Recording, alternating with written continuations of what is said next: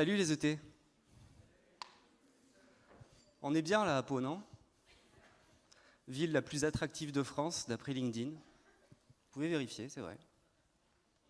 Non, on est bien dans cette ville. On a les montagnes face à nous. On a le pic du Midi d'Ossau, malheureusement qu'on ne peut pas voir aujourd'hui, qui trône face à nous.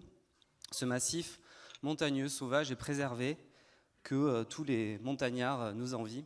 On a plutôt une belle qualité de vie ici. Le seul petit truc, c'est les moustiques. Je ne sais pas comment s'est passé votre été à ce sujet, mais ici, c'était un peu dur. Il faut dire qu'il n'y a rien de plus désagréable que d'arriver en fin de journée, de s'installer en terrasse, de vouloir profiter de sa soirée et de se faire littéralement dévorer par les moustiques tigres. Alors moi, je suis devenu expert en pièges à moustiques. J'ai regardé tout ce qui existait sur le marché. Et ce que j'ai trouvé de plus efficace, c'est une grosse borne qui émet des leurres olfactifs couplés à du dioxyde de carbone. Ça imite la respiration humaine. Alors le moustique, il est attiré, il s'approche de cette borne, et tac, il est capturé, et le problème est réglé.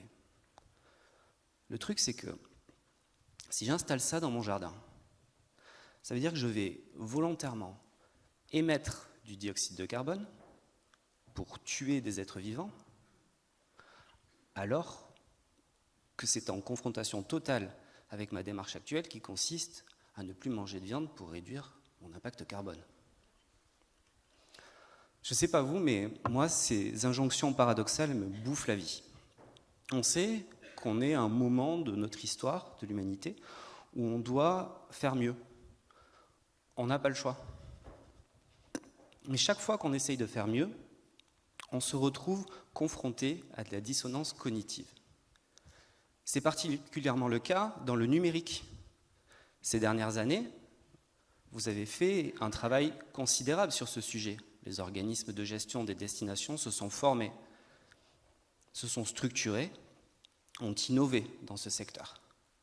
Tout ça pour s'entendre dire aujourd'hui que le numérique pollue, que le numérique ne respecte pas la vie privée, qu'il fait peser une importante charge mentale sur les internautes et qu'il est la cause de nombreux maux de notre société, comme les fake news par exemple.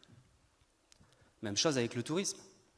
Des années de travail, de développement, de structuration des offices, de travail sur la qualité de l'offre, tout ça pour se voir aujourd'hui rétorquer que le tourisme a aussi 2-3 externalités négatives.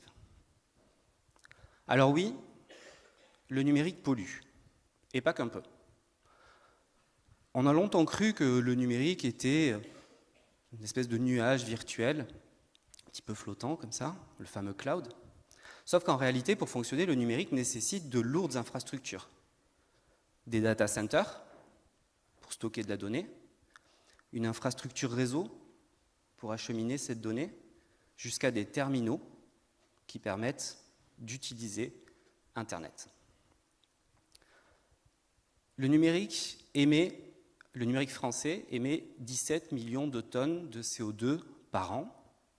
C'est important. Ça représente 2,5% de l'empreinte carbone nationale. À l'échelle mondiale, c'est plus important. Mais ce qu'il faut surtout retenir, c'est la croissance exponentielle en fait, de tous ces chiffres. Quand on regarde justement ces chiffres dans le détail, on s'aperçoit que 80% de ces émissions sont en fait la conséquence de la fabrication, notamment de toutes ces infrastructures, et de la fabrication de nos terminaux. La fabrication des télévisions, la fabrication des ordinateurs, des smartphones, des différents objets connectés, des casques pour aller dans le métavers.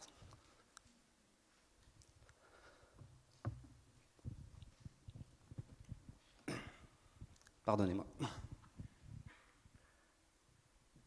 Seulement 20% des émissions de CO2 du numérique sont la conséquence de son utilisation. Donc ça veut dire très concrètement qu'on peut vider régulièrement sa boîte mail, faire attention à ne pas mettre des pièces jointes qui soient trop lourdes dans ses mails. Si, en parallèle de ça, on renouvelle son smartphone tous les 2 ans, ça ne sert à rien.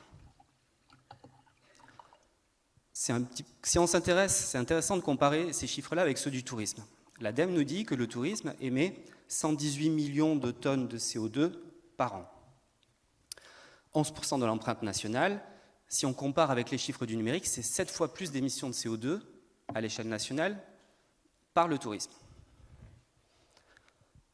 Quand on regarde encore une fois un peu plus dans le détail ces chiffres, que je pense que vous connaissez, 75% de ces chiffres, les trois quarts de ces émissions de CO2 sont la conséquence des transports, des mobilités. Dont 40% la conséquence de l'avion. Et d'ailleurs, le secteur de l'aérien ne se cache pas du tout derrière ces conséquences. J'étais presque surpris d'entendre il y a quelques jours, dans la matinale de France Info, le président directeur général des aéroports de Paris inviter les Français à y réfléchir à 2 fois avant de sélectionner l'avion comme mode de transport. Dire aux Français qui souhaitent partir à l'autre bout de la planète de peut-être le faire moins souvent et de partir plus longtemps. Si lui, dans sa position, il peut tenir ce type de discours à une heure de grande écoute, alors je pense que nous tous, nous sommes aussi capables de dire ce genre de choses. Maintenant, si on veut tomber à 0 émission de CO2, on arrête toute activité numérique et on interdit le tourisme sur les territoires. Et j'imagine qu'a priori, ça n'est pas ce que vous avez inscrit dans vos plans d'action pour l'année prochaine.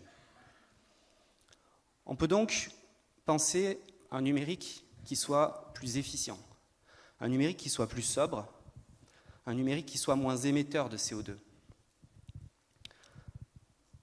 Cela commence par l'éco-conception des services numériques, par plus de frugalité fonctionnelle sur les sites web, par un stockage de la donnée sur des hébergements verts. Cela va aussi de la production des contenus jusqu'à leur diffusion sur Internet.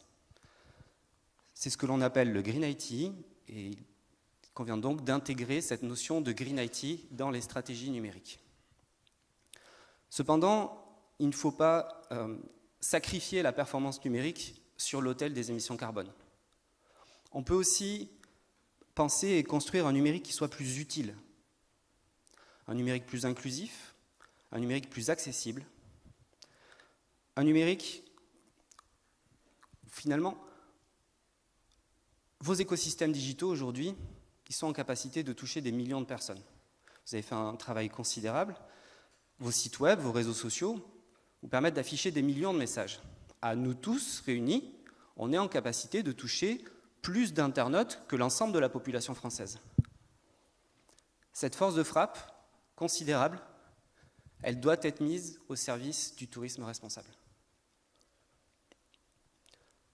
Valoriser des éco-gestes, informer sur les mobilités, orienter les flux touristiques, mettre en avant les acteurs engagés des territoires.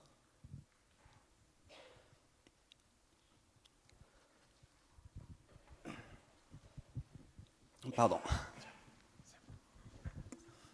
Merci Ludo. Il fait très chaud sur scène.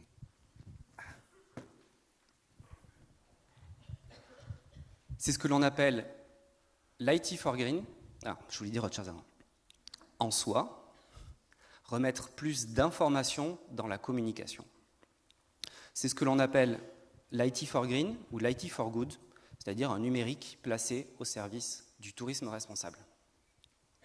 Enfin, il conviendra de piloter finement ces actions avec des indicateurs qualitatifs de façon à pouvoir analyser cette démarche de progression.